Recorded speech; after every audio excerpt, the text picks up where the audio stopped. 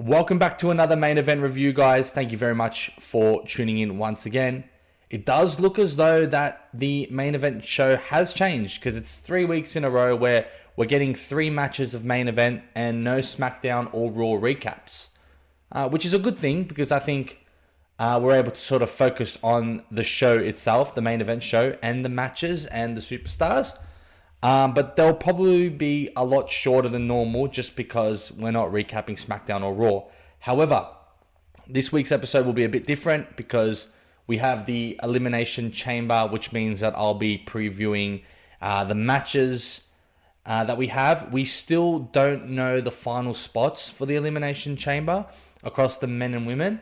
So I'm going to try to predict based on who's in there right now and who I think will win it all, even if they have qualified or not. But again, we'll start with the main event review with the first match. Again, thank you very much for tuning in. If it's your first time here, I do a main event review every single week with some PLE preview and reviews during the moments of PLEs, as well as Saturday night main events as well when they do happen. So without further ado, let's get straight into it.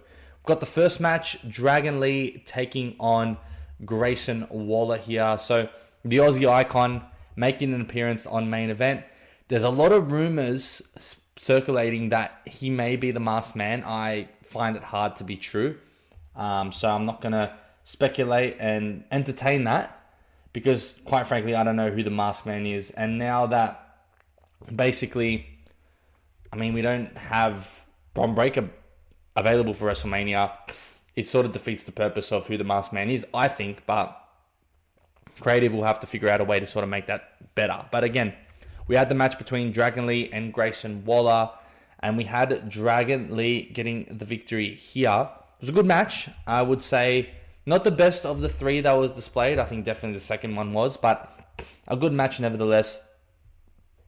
Grayson Waller looking very different with his sort of beard, which I find quite funny. And, they're not giving him the momentum I think he deserves. Continues to be sort of a New Day sidekick and is not getting any matches on Raw. So, I don't really expect him to win this. And as for Dragon Lee, I think he's had a bit more momentum, especially on the Lucha Libre scene. So that will bring him more momentum there.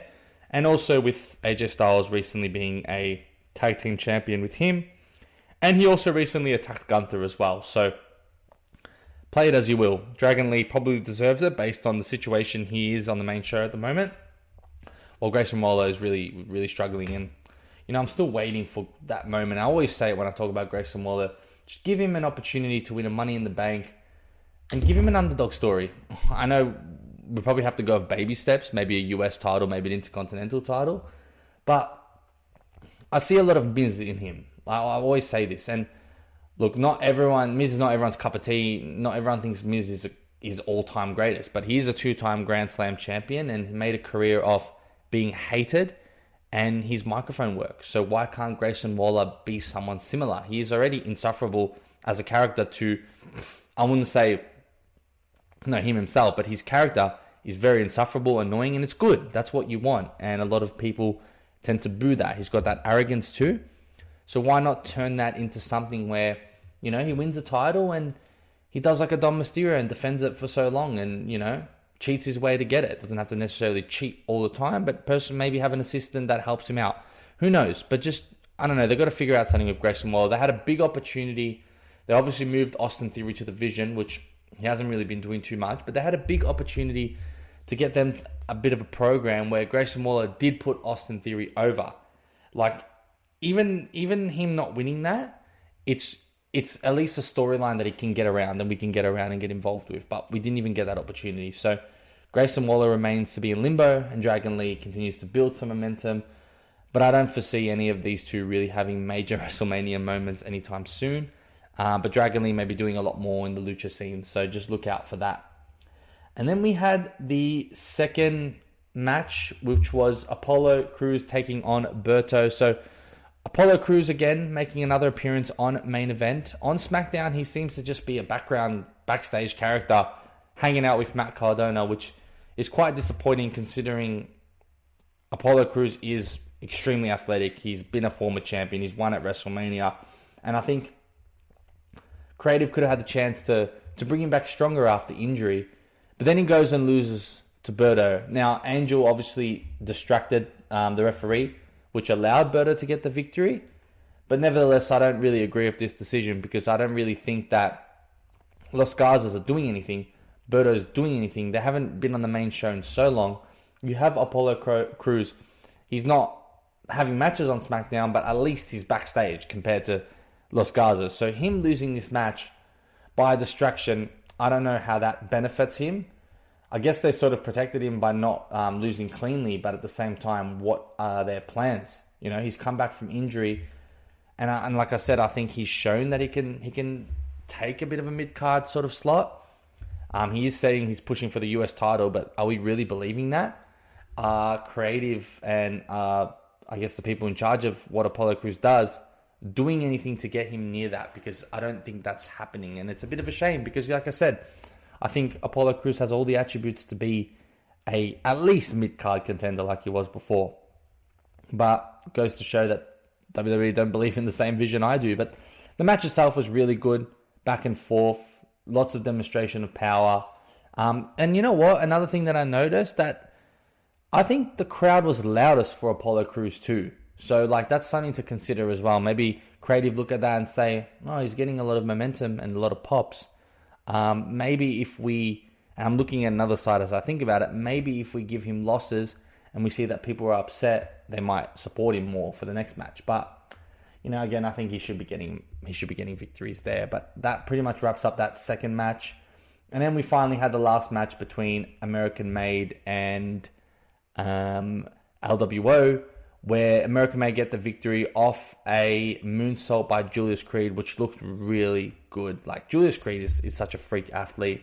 And American Made gets some momentum, but once again, it's really unfortunate that they won't be anywhere near the tag team titles, especially with Jey Uso and Jimmy Uso having them. So, I guess some momentum because they're better off at the moment in comparison to LWO, but still not really getting what they need. And, you know, Chad Gable's back, but how can they be involved with El Grande Americano and Chad Gable as the American Made? Because you obviously have the Ludwig Kaiser El Grande Americano, who is with Ryan Bravo.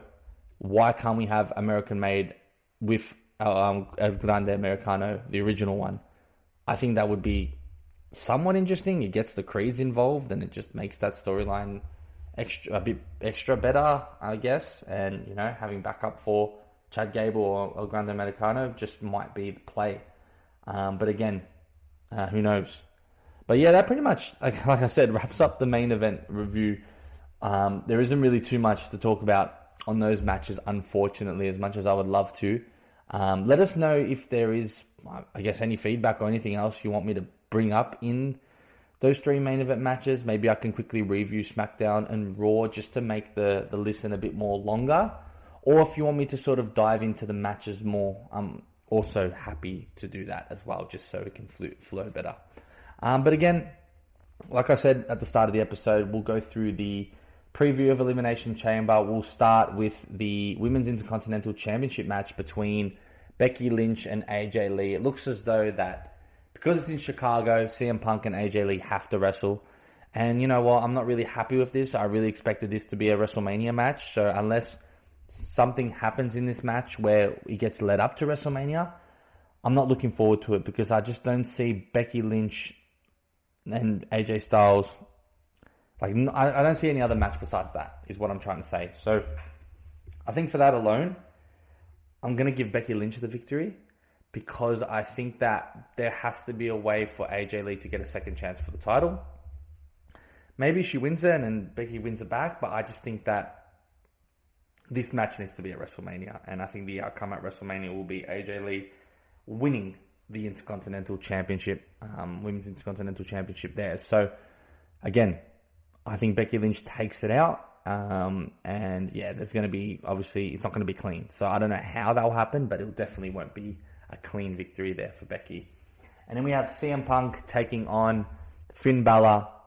CM Punk, like, let's be honest, like, there is They've already basically advertised CM Punk and Roman Reigns. There is no chance we're getting a Finn Balor Roman Reigns WrestleMania match. So definitely CM Punk. How he's going to win is going to be interesting too.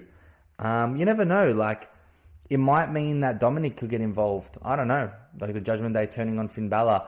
But this match is just going to simply be about how Finn Balor gets into the eventual feud with Dominic Mysterio, because that's what I'm expecting at WrestleMania.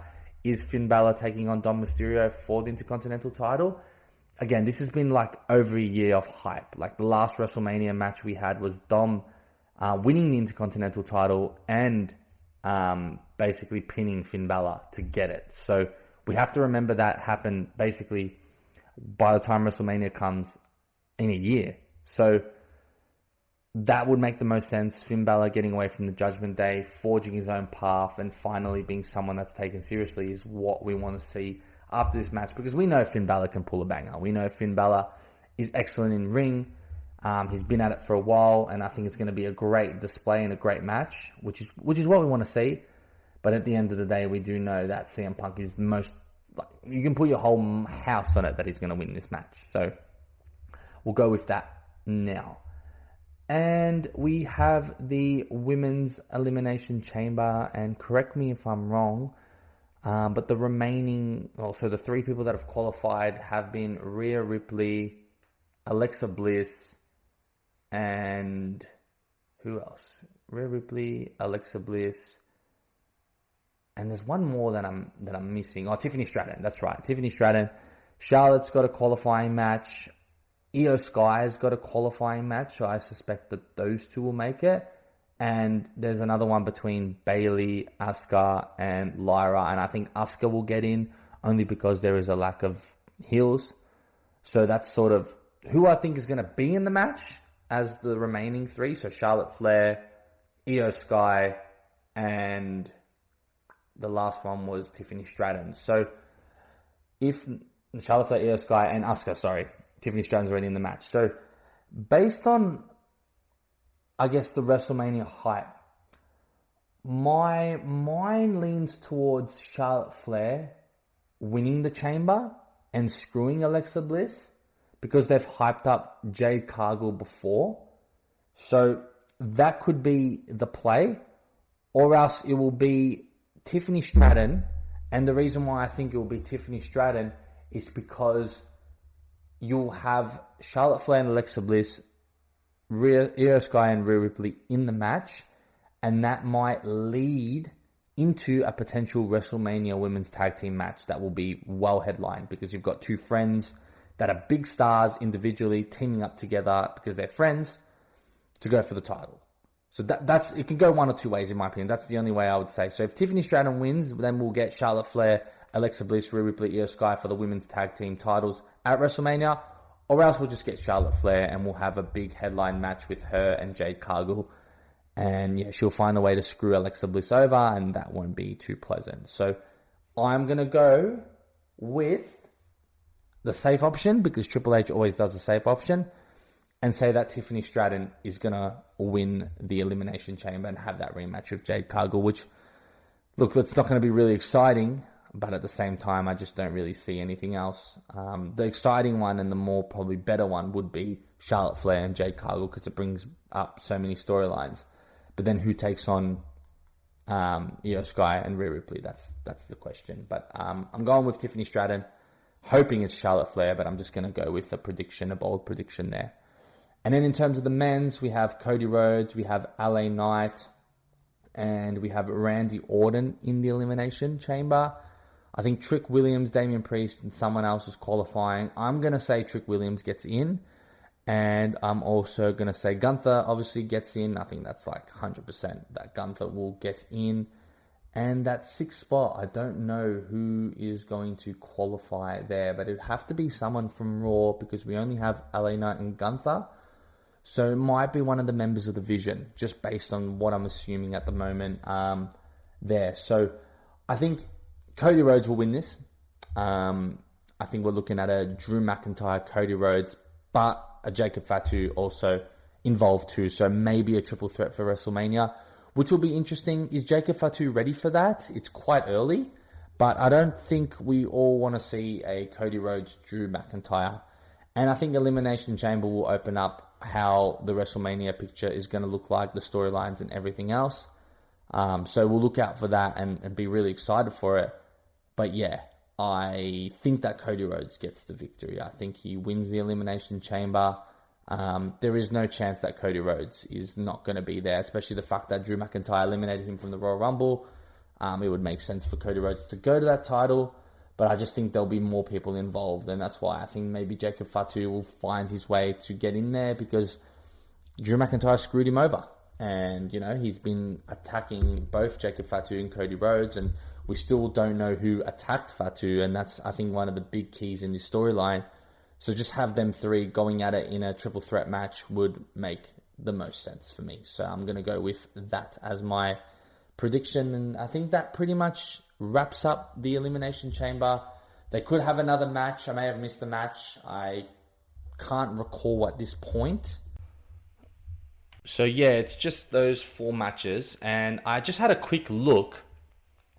They've advertised 2 matches for each of the women there, but you know, or for SmackDown, they haven't announced the qualifying. So I don't know. I don't know what's to go. Are they going to announce another match? But I know for men's, they've announced on SmackDown and on Raw qualifying matches. So who's going to be the 6th is what I'm thinking. They haven't done it for the women either. So I don't know how that's going to work, because the 6th person hasn't been announced. They said that Io Sky has a qualifying match, but that hasn't been confirmed.